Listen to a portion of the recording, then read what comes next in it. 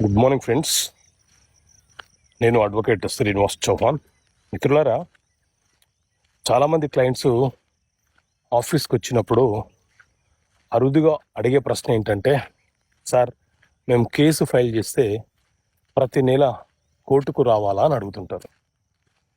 So మిత్రులారా, సాధారణంగా కేసులు రెండు రకాలు: సివిల్ కేసులు, క్రిమినల్ కేసులు.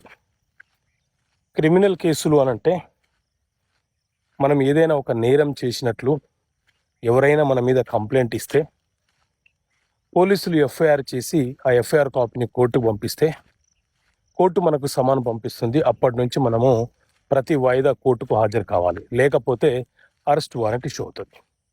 సివిల్ కేసులు అని అంటే భూమికి సంబంధించిన కేసులు, డబ్బులకు సంబంధించిన కేసులు, అగ్రిమెంట్లకు సంబంధించిన కేసులు.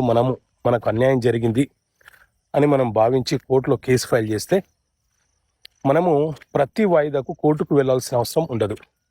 మన తరపున మనం ఎవరినైతే నియమించామో ఆ అడ్వకేట్ మాత్రమే కోర్టుకు హాజరవుతారు. కోర్టు పిలిచినప్పుడు మాత్రమే సివిల్ కేసులలో కేసు వేసిన వ్యక్తి కోర్టుకు హాజరు కావాలి.